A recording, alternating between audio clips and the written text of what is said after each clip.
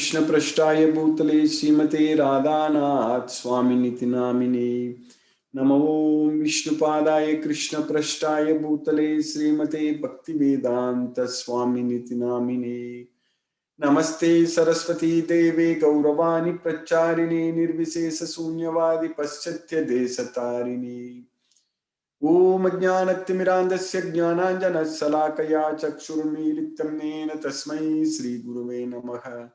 श्री चैतन्य मनोभीष्टं स्थापितमेन भूतले स्वयं रूप कदा मह्यं ददाति स्वपदान्तिकम् वन्देहं श्रीगुरु श्रीयुतपदकमलं श्रीगुरून् वैष्णवांश्च श्रीरूपं साग्रजातं सहगण रघुनाथान्वितं तं सजीवं साद्वैतं सावधूतं परिजनसहितं कृष्ण चैतन्य देवं श्रीराधा कृष्ण पादान् सहगण ललिता श्री विशाखान्वितांश्च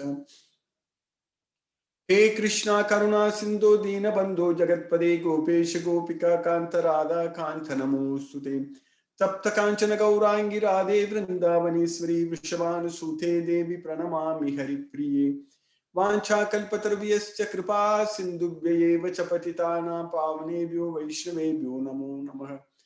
श्री कृष्ण चैतन्य प्रभु नित्यानंद श्री अद्वैत गदाधर शिवासादि गौर भक्त वृंदा हरे Krishna Krishna Krishna Hare Hare Hare Ram Ram Ram Hare Hare.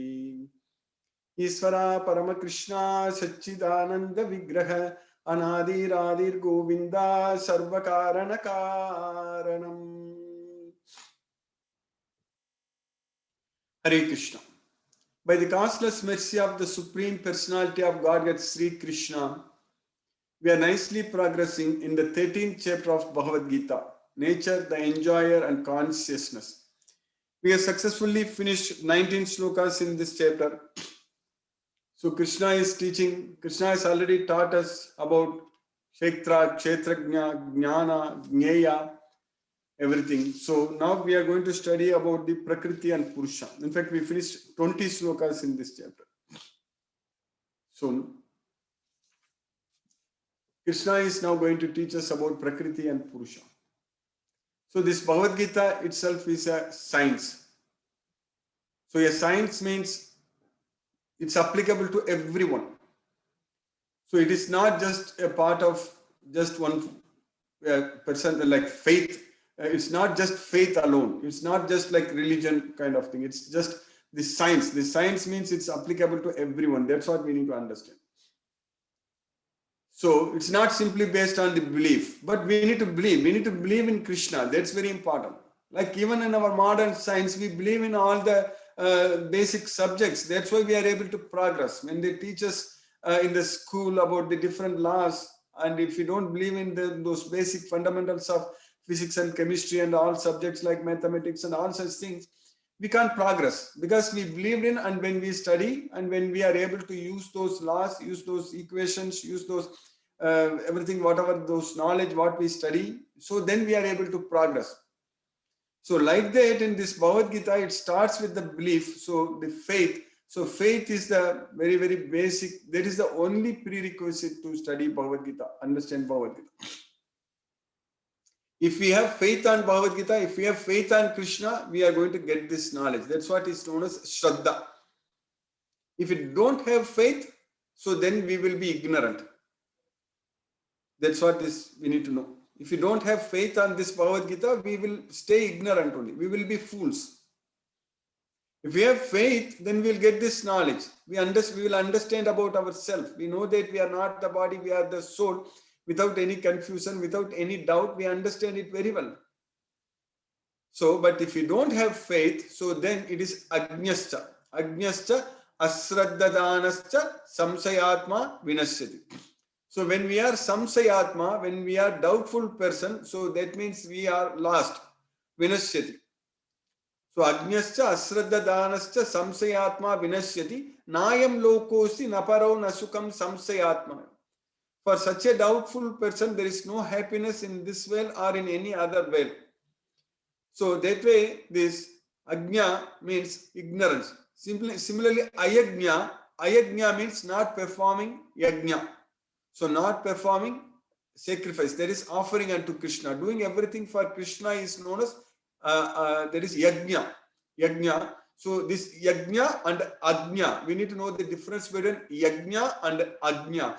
So ajnana means it is not having the knowledge. So that's what ajnascha asraddha danascha. So that ajna is actually ignorance, not having the knowledge. So ajnascha asraddha danascha samsayatma vinasyati. One who has no knowledge and one who has no faith on this Bhagavad Gita is actually destroyed. So nayam lokosi naparo nasukam samsayatmanak.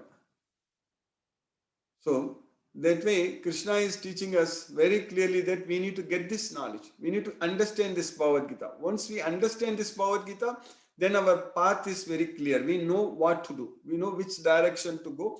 We know what to do in each and every action.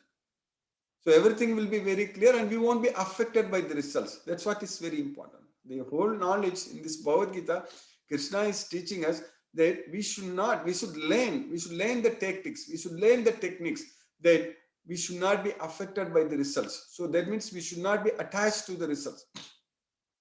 If you are not attached to the results, then we will not be affected by the results. So how we can get ourselves not attracted to the results, not attached to the results. So if we are getting attracted to the results, then we'll get attached to the results, then we'll get affected by the results. But when we are attracted to Krishna, then we will develop that attachment to Krishna. So then we will not be affected by the results of our activities. So that's what is very important. We need to develop that attraction towards Krishna with this Bhagavad Gita knowledge. So in Bhagavad Gita, when we study Bhagavad Gita, we know without any doubt, we will know that Krishna is the Supreme Personality of Godhead. So that way we will be able to develop that attachment towards Krishna. So then we get ourselves engaged in Krishna consciousness all the time. So if we are getting engaged in Krishna conscious activities all the time, 24/7. So 24/7, if we are able to focus on Krishna, so then we will be totally forgetting about this Bhagavad Gita. So in this Bhagavad Gita, totally there are 18 chapters. So if we understand all these chapters, all these slokas, so like we are studying Bhagavad Gita every day, and of course I'm touching slokas from different chapters every day. So that way we are not missing any chapters. So we are understanding this Bhagavad Gita fully. So that way if we are constantly connected with Krishna with this knowledge of Bhagavad Gita, so that means we are able to constantly listen to Krishna. Constantly we are able to hear from Krishna. So that means we are hearing Krishna's instructions every day. So when that happens every day, so since it's all Krishna's causeless mercy, we got this great opportunity. And we are all very committed. That's why this is progressing every day very well. We are able to study. We are able to understand all these slokas. We are able to understand this Bhagavad Gita in total. It's not like that one sloka here or one sloka there. Not like that. We are not studying Bhagavad Gita like that. We are studying Bhagavad Gita, the entire Bhagavad Gita. All the Bhagavad Gita, all the slokas. Whatever Krishna has given this knowledge, this entire Bhagavad Gita. So that's what, because Krishna is saying that I'm teaching you Asaya Sataga. Asaya Sataga means completely. And Krishna is saying that by knowing this knowledge, there is nothing else is there for us to know. So that way, if we get this complete knowledge of Bhagavad Gita, by studying this fully, understanding it completely, then we will be able to actually connect ourselves with Krishna. Then each and every action will be able to decide what to do, how to do. Everything will become very clear. And of course, Krishna being seated in our heart as the super soul, and he is going to direct us and guide us in each and every action, every day. So that way we will not be put into trouble. We will not be, we don't have to actually worry about the results. We don't have to worry about our future. In fact, we don't have to worry about anything else in this material way. Simply surrender ourselves unto Krishna, that's it. Simply submit ourselves unto Krishna. We don't have to worry about anything. We simply have to focus our mind on Krishna, fix our intelligence on Krishna, and just think about Krishna, remember Krishna, act for Krishna, do everything for Krishna. Because he is the source of everything, he is the enjoyer, he is the supreme father, he is the everything. Krishna is everything. Gatir, Bharta, Prabhu, Sakshi, Nivasaga, Saranam, Sugurt, Prabhavaga, Pralayaga, Sthanam, Nidanam, Bijam, Avyayam, everything is Krishna. Gatirbarta Prabhu Sakshi Nivasaga Saranam Sugurt Prabhavaga Pralayaga Sthanam Nidanam Bijam Avyayam. So everything is Krishna only. So that way he is the destination, Gatir. He is the maintainer, Bharta. He is the master, Prabhu. He is the witness, Sakshi. So he is the Gatir Bharta, Prabhu Sakshi. Nivasa, he is the resting place. Nivasaga. Saranam, he is the refuge. Saranam Sugurt, he is our well-wisher. So Nivasaga Saranam Sugurt. And he is the source of creation and annihilation. Prabhavaga Pralayaga Sthanam Nidanam Bijam Avyam. He is the seed-giving Father and he is eternal. He is everlasting. So our Krishna, the Supreme Personality of Godhead, Sri Krishna, is actually everything. Kavim Puranam Anusasitaram Anoraniyam Samanusmaredyaga Sarvasya Dataram Achintya Rupam Aditya Varnam Tamasa Parastat. That's what Krishna is teaching. He is the Kavim Puranam Anusasitaram Anoraniyamsam Anusmaredyaga. So Krishna is the knower of everything and he is the oldest, Kavim Puranam, and he is the controller, he is the maintainer, and he is smaller than the atom. Anusasitaram Anoraniyamsam Anusmaredhyagam. Sarvasya Dataram is pervading everything, is carrying everything. Sarvasya Dataram Achintya Rupam, he has inconceivable form. Aditya Varnam, he has the color of sun, the light. So Aditya Varnam, Tamasa Parasat, he is the supreme, he is beyond the material nature. And of course, this material nature is under Krishna's control. But this material nature, this Prakriti, so Prakriti is known as material nature. And there are two kinds of Prakritis. So there is Apara Prakriti and Para Prakriti. So what we are going to study about the Prakriti Purusham Chaiva.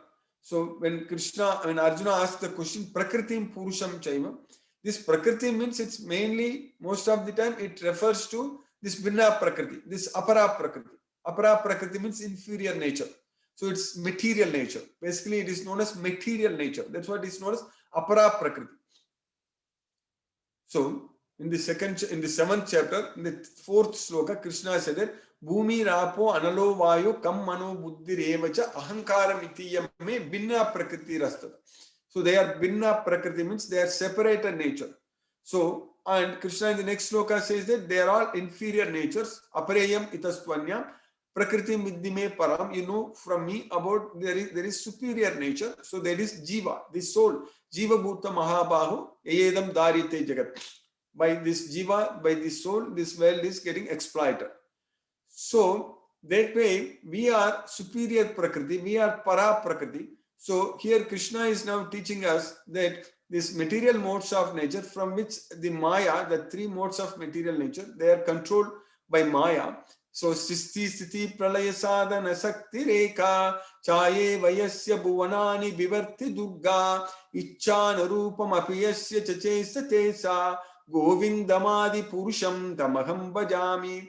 Like the shadow of Krishna, Durga is actually, she is creating, annihilating, maintaining everything. Srishti, Sthiti, Pralaya, Sadhana, Sakti, Rekha. So there is Sakti Devi, there is Durga Devi. So everything is, Krishna is saying that this is my Maya, Mama Maya. So it is divine in nature. My Maya is divine in nature. Devigi esa gunamayi Mama Maya duratteya. Mamyeva ye prabatyante Maya metam tarantite.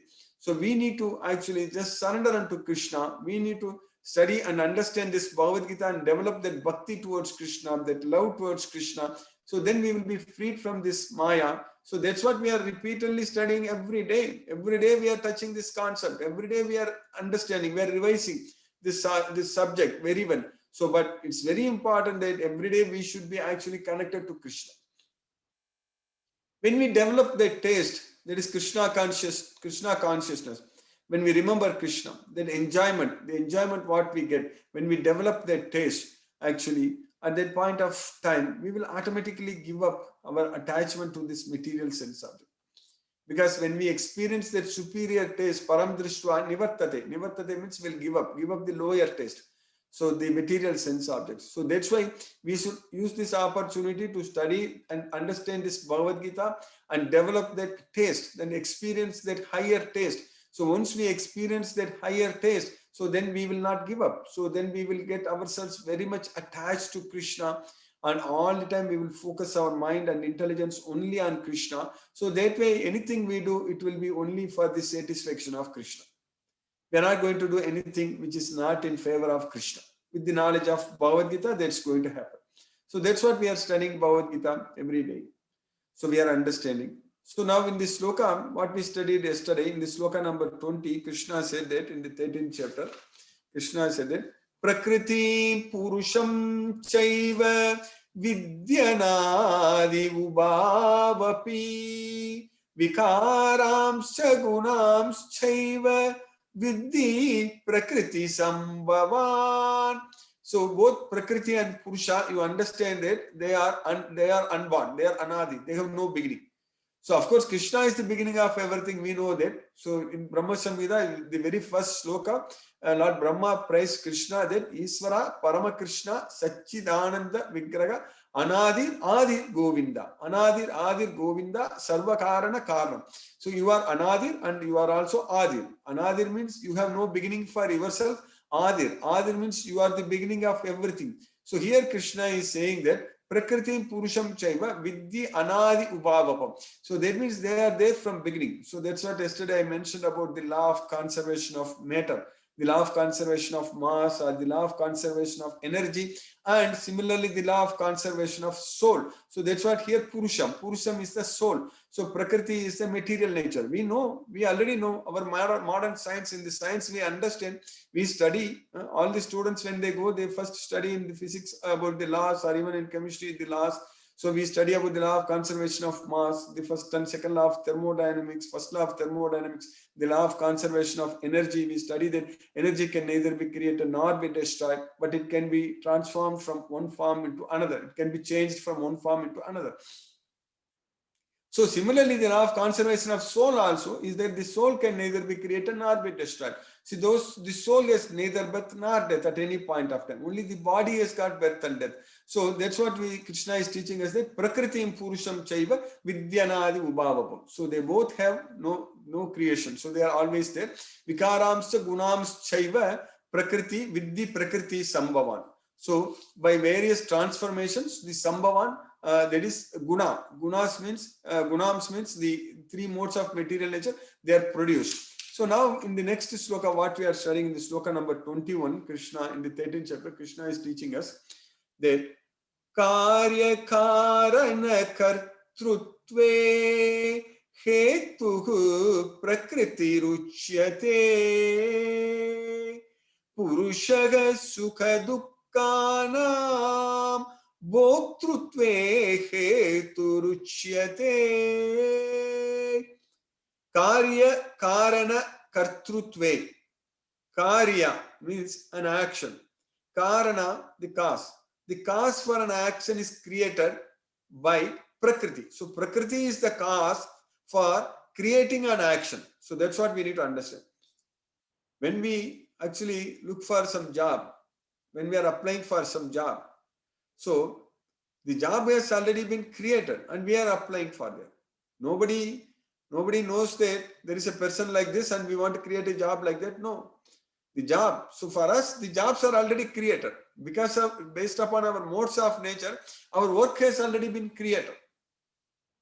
So, in fact, the work, the starting, when our body itself was created, at the time itself work started. Bhuta bhavod bhavakaro visargaha karma samjritaga.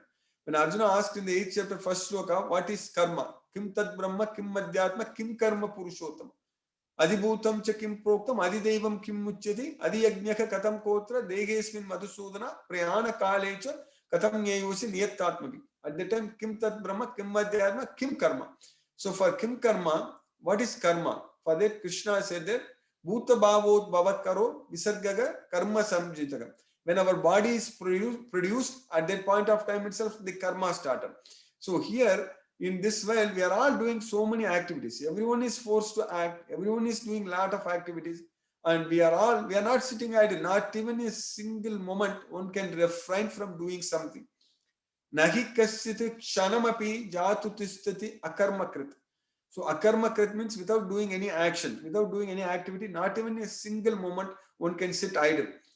So karyatege avasyaga karma sarvaga prakriti jayakuni. Everyone is forced to act helplessly by the three modes of material nature. So that way the work has already been created. We are not creating the work. The work is created by the prakriti. And prakriti means the gunas. And the gunas which are produced from prakriti. And the gunas means swabhava. Our swabhava is produced from the gunas. So we need to understand that gunas are produced from prakriti and the swabhava is produced from gunas. Gunaga prakriti sambhavaga. Gunaga prakriti sambhavaga means the gunas, the three modes of material nature are produced from prakriti. And swabhava prabhavair gunehi. Swabhava prabhavair gunehi means our swabhava, that means our nature. Our nature, swabhava, is produced from gunas. So from the three modes of material nature. So that way, the work has already been created by these three modes of material nature. And based upon our swabhava, we are going to do that way. We are going to act. So that way, we are not creating any work. So that's why, karya, karana, kartrutva, even to the work itself is created. Then we are doing. That doing is different. That doing also, acting also, that also we are not doing the work. That work also is carried out by the three modes of material nature. Prakrite kriyamanani gunehi karmani sarvasaga. So prakrite gunehi kriyamanani sarvasaga. So the gunas which are produced from prakriti, that's what is doing all the work. So prakrite kriyamanani gunehi karmani sarvasaga. So that way, the work has been created, the work has been carried out, performed, everything by the gunas, by the three modes of material nature, by prakriti. And only due to ahankara, we think that I am the doer. So that is due to ahankara. Ahankara vimudatma kartaha iti manyate. Due to false ego, a fool thinks that I am the doer. But in reality, everything is already created and carried out, everything by the prakriti. So that's why in the 5th chapter also Krishna taught us, in the 14th sloka we studied, Krishna says that na kartrutvam na karmani lokasya srajati prabhu na karma pala samyogam swabhavastu pravartate. So na kartrutvam na karmani lokasya srajati prabhu. Na kartrutvam means we are not creating. Na karmani lokasya srajati. Na kartrutvam means we are not doing. Na karmani srajati. Lokasya. Lokasya means for the people in this world. We are not making anyone to work. We are not the cause, we are not the reason for creating any work or making anyone to work. So, and nakarma pala sam yogam, and we are also not the cause for the results of our activities. So everything is swabhavastu pravartate. Everything is done by this swabhava. The same thing Krishna is teaching here, that karya karana kartrutve hetugu prakriti ruchyate. So prakriti is said to be the cause for creating an activity. So that's what Prakriti is said to be the cause for creating the activities. Karya. Karya means the activities. So Karya Karana. Here Prabhupada is translating. Karana means cause and Karya means effect. So the cause and effect. Basically creating an activities. Karya Karana.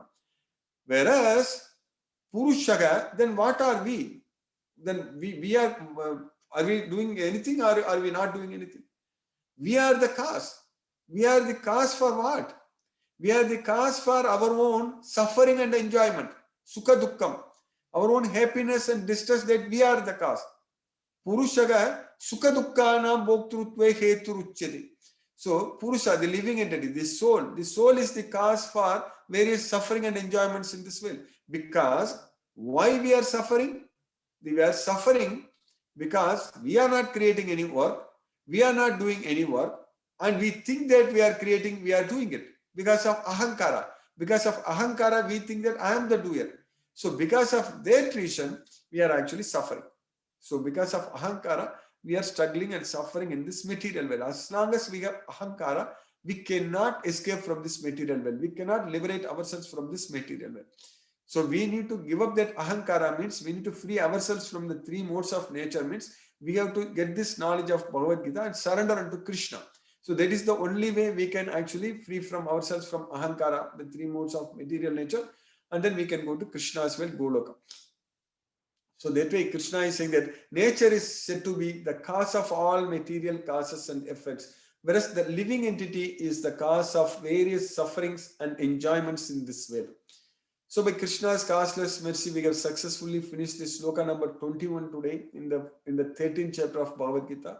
Hare Krishna. I will stop now and we'll discuss if any questions are there. Hare Krishna.